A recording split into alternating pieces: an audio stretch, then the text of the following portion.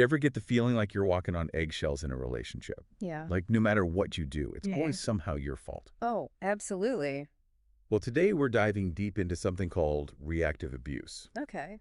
And we're using this video from a channel called The Enlightened Target as kind of a springboard, a jumping off point. Yeah. They focus a lot on narcissistic abuse. Mm-hmm. But their explanation of reactive abuse, I think, is really relevant to a lot of different situations. Absolutely. So one thing that really hit me watching this video was their definition of reactive abuse. Okay. It's not just about someone, deflecting blame or anything like that. Right. It's about them actively manipulating you into believing that you are the problem. Oh, it's insidious. Yeah. It really is. Like, it's not just an argument. You know what I mean? No, it's not just disagreement. It's like a total twisting of reality Yeah. to make you doubt yourself. It's a mind game. Yeah. It really is. And it plays on like this really deep human need to be seen as the good guy. Well, yeah. I mean, Right. Most people want to think of themselves as good, reasonable people. Like It's like there's the psychological thing, the fundamental attribution error. Basically means we judge others based on like their actions. Oh, interesting. Right. Okay. But we excuse our own behavior because of the circumstances we were in or Right. whatever. Oh, that's so true. But reactive abuse kind of flips that on its head. Ooh. You end up like hyper-focused on your reaction, on your supposed badness, and you just completely miss the context. Yeah. The build-up, like the the- provocation, Yeah. all the things that led up to it. And you're just focused on, oh, I messed up. I'm the bad one. There was this one line in the video that like sent chills down my spine, honestly. Oh, really? What was it?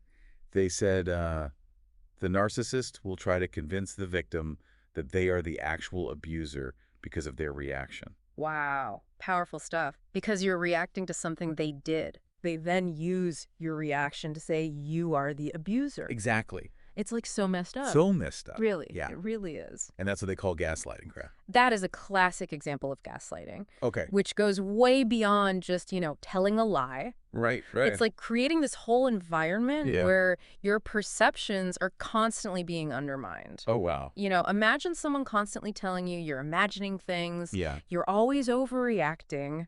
Eventually, you start to believe it. Right.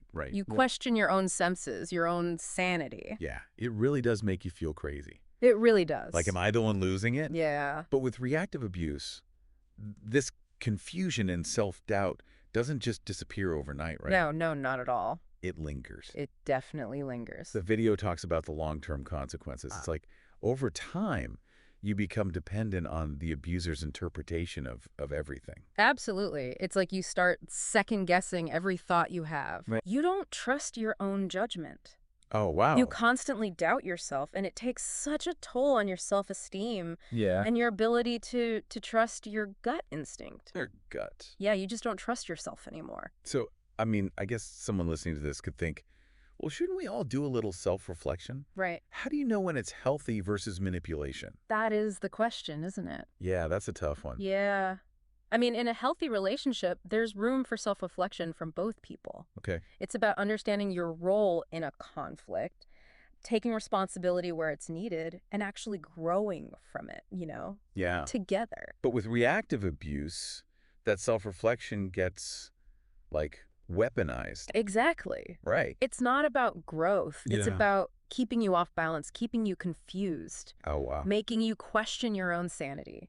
And ultimately, it prevents real accountability. Man, that's deep. It is. This has been such an eye-opening deep dive. I feel like we've only just scratched the surface. Absolutely, yeah. Of reactive abuse. Yeah. But it's clear that understanding this is like the first step to protecting yourself. I totally agree with you. Right. Yeah. 100%. So, any final thoughts, any advice for our listeners out there? I guess I would just say this.